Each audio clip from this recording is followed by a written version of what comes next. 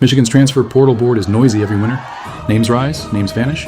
Rumors outrun reality. This story follows a different rule set: receipts only, reported contact, or a clear visit path. And then the harder question behind every name: what roster problem does that player actually solve? Welcome to Wolverines territory, and a top 5 built on documented traction and measurable fit. The central narrative question is simple: can Michigan turn portal interest into immediate functional upgrades without chasing headlines? The answer begins where every portal cycle becomes real, at the edges of the roster, where snaps disappear and need surface.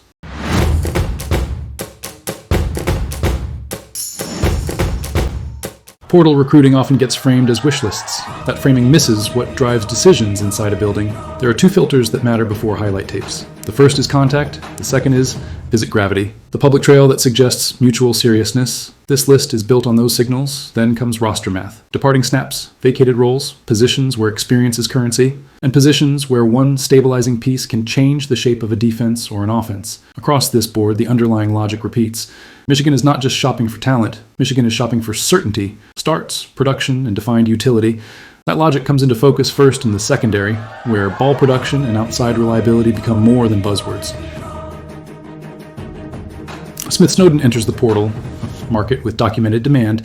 Michigan is among the programs reported to have significant interest. A visit to Michigan has been reported as expected, alongside a slate that includes Colorado, BYU, Georgia, and Oregon. That list matters. It signals a national recruitment, not a regional one. It also compresses timelines. The fit argument begins with production. In 2025 at Utah, Snowden recorded 11 passes, defended 9 pass breakups, and 2 interceptions. That is direct evidence of ball disruption on the outside. The second data point is volume. Snowden has appeared in 35 career games with 23 starts. That profile reads like a player with sustained usage, not a short sample that briefly spiked. Then there is an unusual detail that expands optionality without forcing it. In 2025, Snowden also contributed on offense: 13 catches for 57 yards, plus 8 rushes for 40 yards and a touchdown. That does not make him an offensive player, but it does suggest a staff can deploy him in special packages or on gadget looks without inventing a new skill set. In the simplest terms, Snowden represents outside corner help with proven ball production, and enough experience to play early if the acquisition is completed. But one defensive piece rarely stands alone. If the secondary is about contested plays and leverage, the offensive line is about survival snaps, and Michigan's portal math there is immediate. Offensive line recruiting in the portal has its own rule: starts travel, projection is secondary, reliability is the premium. Telek Laquette from Texas State is tied to Michigan through reported mutual contact. A visit has been described as possible and being worked toward. Related portal coverage has circulated visit-setting chatter connected to Michigan. Again, the language is not a commitment, but it is evidence of movement. The fit case is built around experience and pass protection floor. Laquette has 42 career starts reported across stops. That number matters in a portal cycle where staffs want linemen who have already lived through full game strain and have shown they can stay on the field. A second point is attached to pass protection evaluation. The report linked to his portal entry noted 1 sack allowed while playing 29 career games. In portal offensive line scouting, that detail becomes a shorthand for clean enough to trust. Then the roster need sharpens. Michigan saw 2 starting offensive line pieces enter the portal early in the window: Andrew Sprague and Jake Guarnera. That kind of departure changes the urgency of the search. It turns depth into necessity and competition into an immediate requirement. Laquette's case is not built on potential. It is built on starts, on reported pass protection stability, and on the idea of plug-and-play interior help. But if the line is about preserving structure, the receiving room is about reshaping it. And Michigan's target list at wide receiver points toward a specific kind of body type and scoring utility. Darrell Gill Jr. from Syracuse is connected to Michigan through reported contact and portal tracking tied to the program. Gill's recruitment is not quiet. Visits to Ole Miss and Houston have been reported, and his contact list has been described as expansive. That detail frames the marketplace. This is an open competition. The fit case begins with a measurable trait. Gill is listed at 6'3". That changes the geometry of third downs and red zone snaps when paired with smaller separators. Size alone is not production, but size can be role clarity. Then comes scoring output. In 2025, Gill recorded 32 receptions for 506 yards and 5 touchdowns. The touchdown count matters relative to volume. It indicates that a meaningful portion of his usage translated into points. Career production strengthens the argument that the 2025 line was not a brief anomaly. Portal coverage has reported 70 career catches for 36 yards and 8 touchdowns. That is a stable statistical resume. It suggests Gill has been part of an offense's plan across time, not just across weeks. In a portal cycle, that profile often signals a player who can step into a defined possession and scoring role quickly, if the roster and usage promise align. Still, Michigan's receiver board does not hinge on one archetype. Another target points toward a boundary prototype with a clear 2025 touchdown story and a recruitment shaped by major conference gravity. Isaiah Canyon from Georgia Tech has been reported as a player Michigan has contacted through his representatives. That places him in real board territory. The market around him is also documented. Georgia has been reported as expected to host him for a visit. That detail matters because it signals leverage, pace, and competition. The fit argument starts with the 2025 snapshot. Canyon posted 33 receptions, 480 yards, and 4 touchdowns in 2025. Reports also note he led Georgia Tech in receiving touchdowns. That indicates scoring utility in a defined role. Then comes body type and projection. Canyon is listed at 6'4", 215 pounds.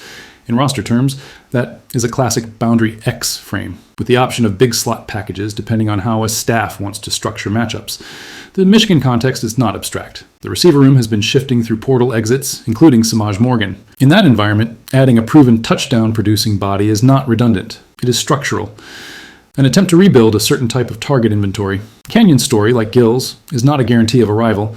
It is a documented recruitment with role clarity. And as the receiver targets sketch out the offense's needed shapes, the defense points to another kind of stabilizer, a safety whose value is measured in tackles, snaps, and alignment versatility.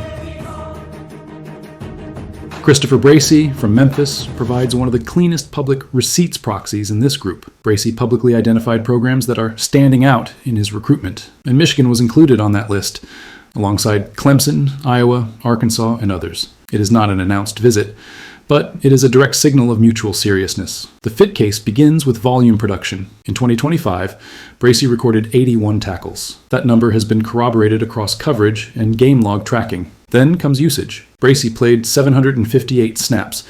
His alignment was distributed across the defense, 380 snaps in the box, 225 in the slot, and 148 at free safety. That profile suggests a player trusted to handle multiple responsibilities, not just one assignment. In modern college defenses, that versatility often becomes communication glue. A safety who can live in different alignments is frequently asked to carry adjustments, checks, and matchup responses. A final detail adds context to his run support value.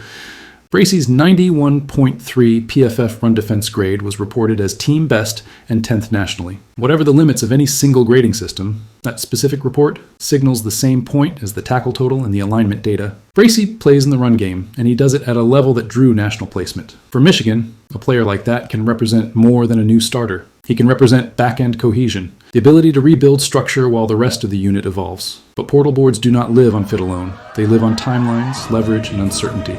And every name on this list carries its own fault lines. Each recruitment has a pressure point. For Smith Snowden, the market is national. The reported visit slate is crowded. Colorado, BYU, Georgia, Oregon.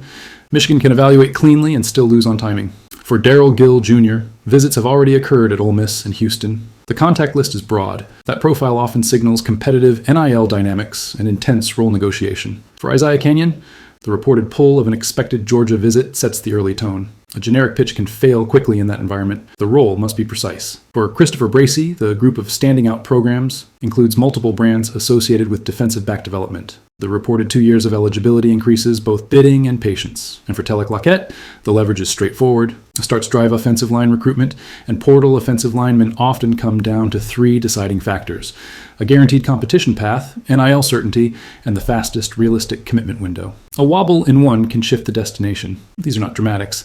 They are the predictable mechanics of modern roster building. So the receipts-only list is not a promise. It is a snapshot of Michigan's realistic lanes, where documented traction meets measurable need. That leaves the final question. What does this board mean beyond one winter?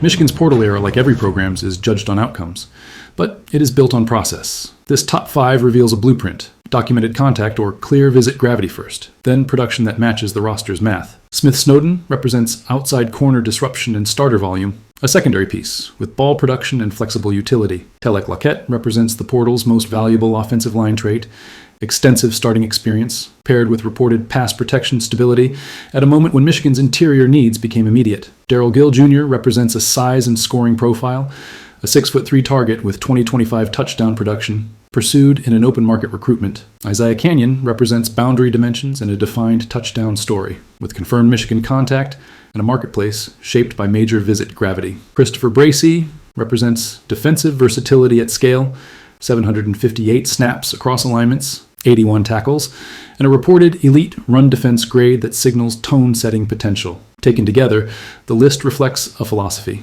Michigan's path to a portal class that matters is not chasing the loudest rumor. It is assembling pieces that can play early and whose documented interest aligns with specific, solvable roster needs. The portal will always produce noise, but when the cycle ends, the proof will be on the field, in snaps earned, roles defined, and a roster that looks more coherent than it did at the start of the window.